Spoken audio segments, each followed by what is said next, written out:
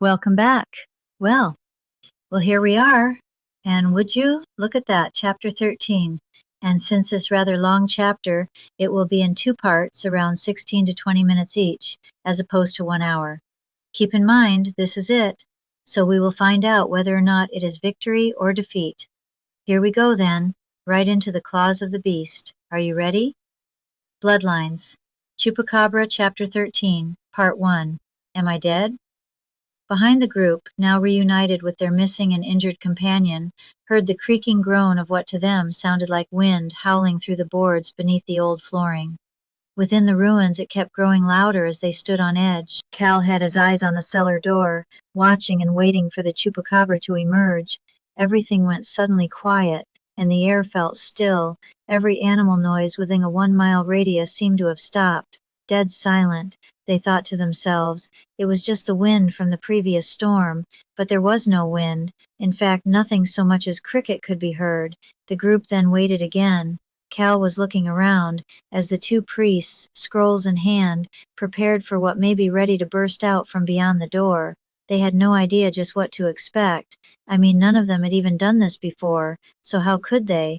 And just then, the sounds started to fill their ears once more. A low, eerie howl can be heard coming from the tunnel. Some thought it was the wind passing beneath the floor. No, something was walking slowly, and a noise that sounded as if it was dragging something with it. The horrific, continuous crunching and thumping as whatever it was made its way through that same tunnel they had all been privy to earlier that day. There was a loud thump-thump, scratching, and then a crunching sound as if bones were being ground in a blender, as it slowly made its way through, growing even louder than before. A low, unearthly groan and shriek let out of the tunnel as it got closer and closer to the cellar door. Through the slats in the trap door, the smell of death rot and decay overwhelmed everyone, as that door was slowly pushed by whatever was on the other side of it. A heavy thud followed by several more snorts came from the tunnel as the door groaned on its rusty hinges to a screeching sound, much like nails across a chalkboard.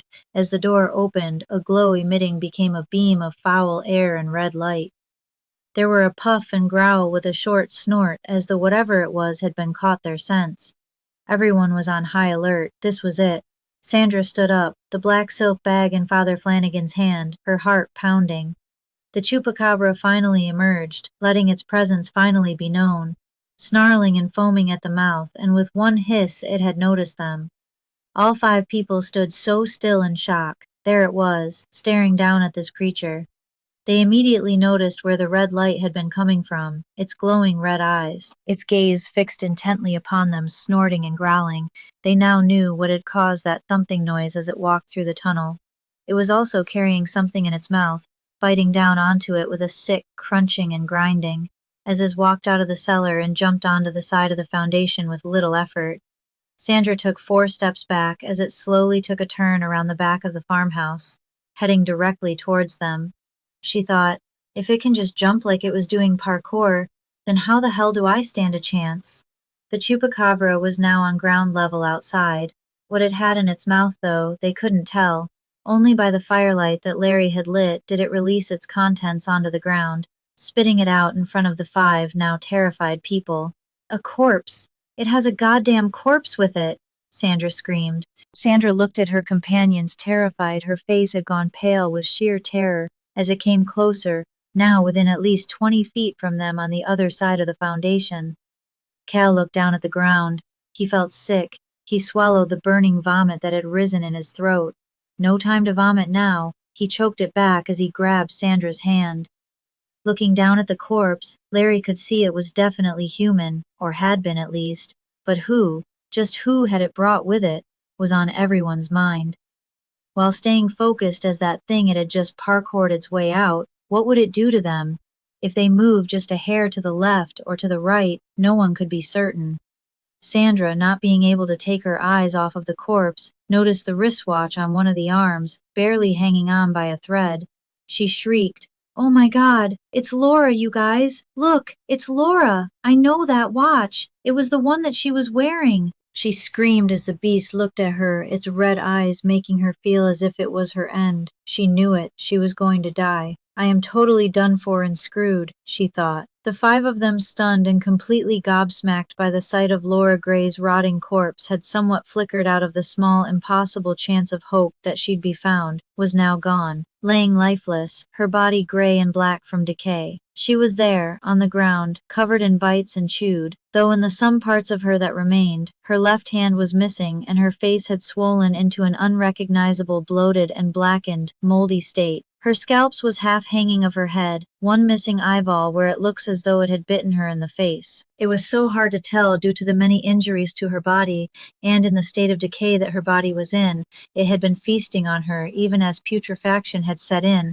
After 4 months, it lived on death as much as it fed upon the living human or animal. It did not discriminate. Cal screamed out angrily.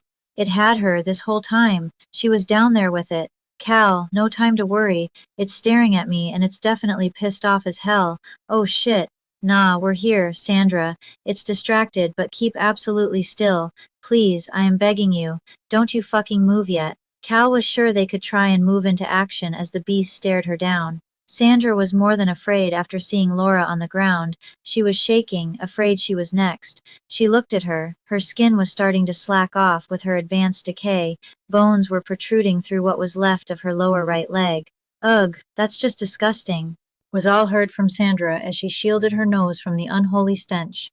Father, the dagger, now! Yelled Sandra at the priest. Father Flanagan tossed the bag with the dagger to Sandra. Remember, you have to stab it in the heart, my dears. Stab the heart. He said it with a hand swing motion like she didn't know how and really still wanted to slap the shit out of Father Flanagan. She didn't like him too much. That was quite apparent with look upon her face saying it all. Peaked eyebrow up as if to say, I know, dude. No duh. The Chupacabra put its nose to the air, sniffing out its prey as it opened its mouth, revealing long vampiric fangs. Licking its teeth, revealing a long black tongue like a serpent, it lets out a loud, snarling hiss, its eyes still fixed on Sandra. Cal, talk to me, buddy, because I think I made a rather stupid mistake. I just can't do this. I'm sorry, I can't do this. Sandra was beginning to hyperventilate and panic so much you could hear her heavy breathing as she felt lightheaded, almost ready to pass out, when Cal said to her in a calm, dulcet tone, You've got this.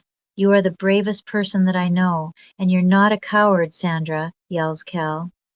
The beast whips its head around, taking its eyes off of her, growling a low, deep, guttural, unearthly tone as it looks at Cal.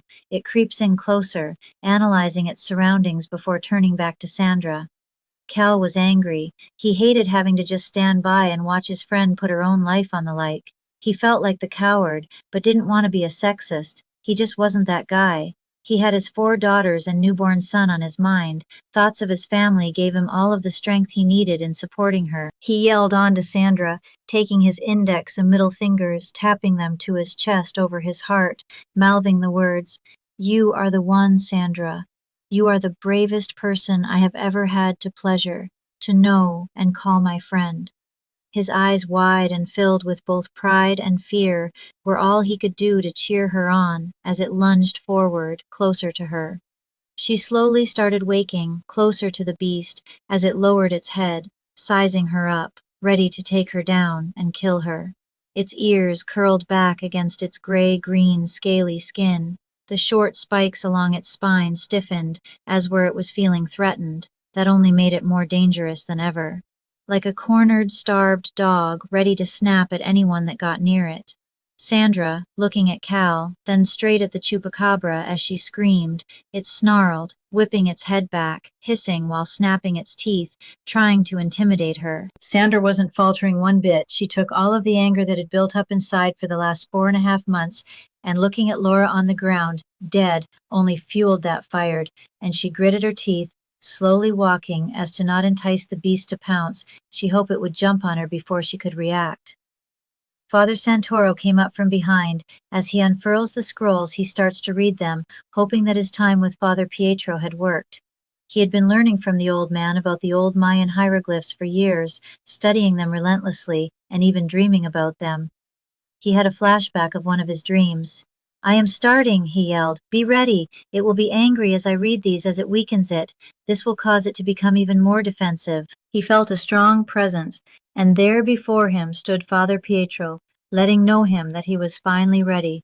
He just needed to find his courage. and that his pure heart would always lead him back to the guidance of his old mentor. He felt then, after he had started the scrolls, he was going to end this, and make Father Pietro proud of him.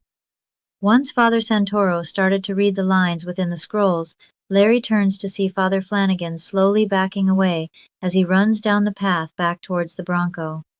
"Ted, you were the— Oh, no, you don't.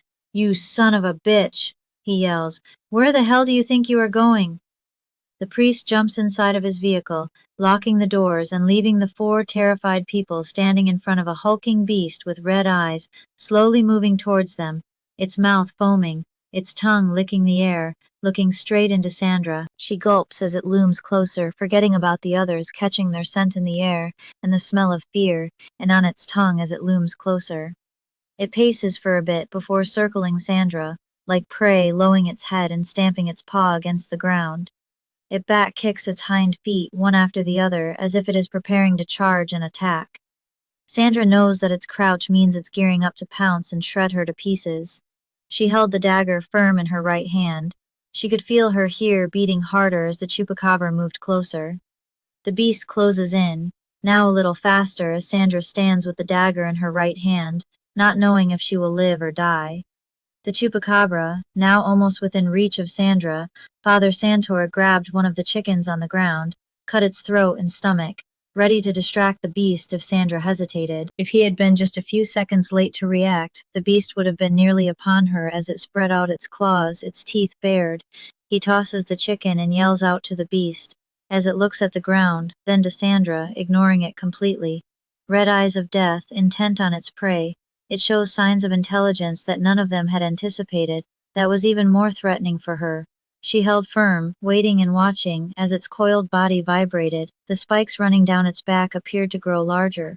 Father Santoro was at the last section of the scroll and yelled out, "Do it now, now, do it now," he yelled at Sandra, just as the beast howled, lowered its head, then sprang into action.